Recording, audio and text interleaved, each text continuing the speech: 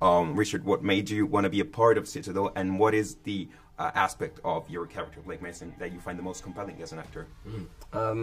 I just love the idea of creating this huge world and this original story, and not knowing what the tone was going to be, but knowing that the Russos have, you know, such ambition and such vision, and I wanted to kind of go on that journey.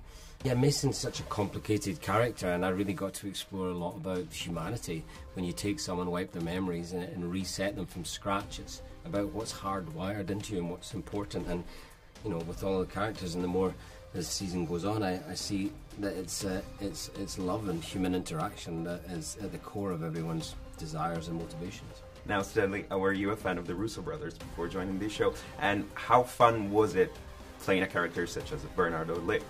It was so much fun playing Bernard, because it was excuse me, he has a lot of aspects to him and facets to him, and that's really fun, as opposed to just being the tech guy. Work with the Russo brothers was wonderful. I was a big fan of theirs. I love the Marvel stuff that they had done.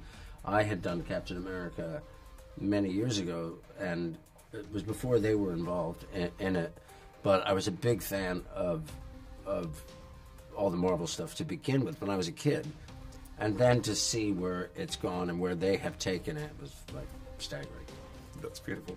Now, Richard, as opposed to the previous action spy-esque roles that you've taken in the past, what makes Blake Mason and Citadel stand out from the current crop of action TV shows?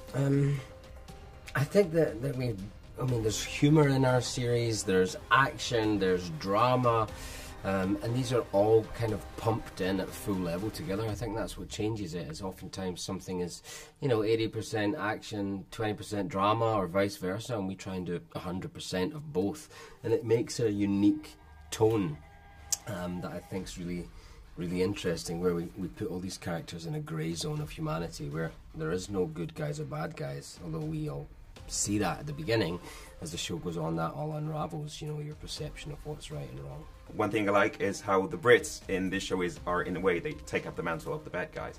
Now, I'm curious as to know, since moving to London, have your views on the US changed? No, my views are the same, in the sense that America is struggling with its adolescence, and you can see that a little more clearly when you're at a distance. Living in the UK, not that the UK isn't without its faults, but there are a few more checks and balances.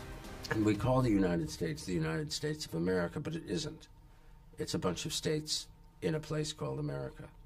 And that seems to be and we're really seeing that now, that fracturing. And I hope that can change for the better someday. Absolutely.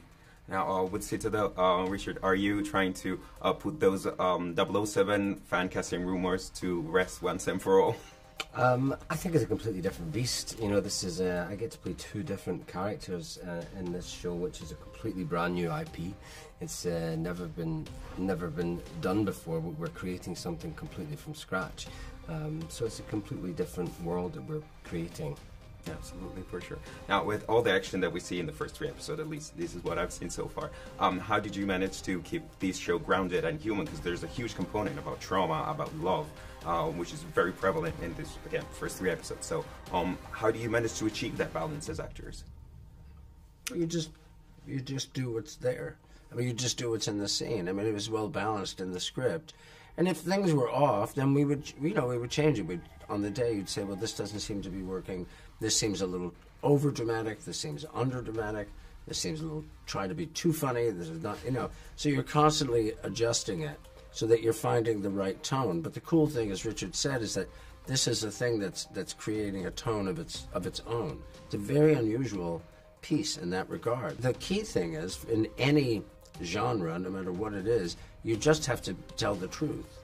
You have to be real. No matter what the scale of it is, it has to be real and believable. And I hope we have achieved that. Now, of course, this is arguably one of the biggest shows to debut. Did the pressure of, this whole franchise that's about to explode ever catch up with you? I'm not fully aware of it yet. I'm not fully aware of it, no. Only recently I started going, oh my God, this is huge. Yeah. I had no idea. I try not to I think feel about like it. an idiot, but Because you were like shooting, I guess, your own little show. You're in it, yeah. You Yeah, don't, yeah. you don't try it, and if you do think about it, it freaks you out. So it's better to just focus on the scene. yeah, Absolutely. just go in and do your job.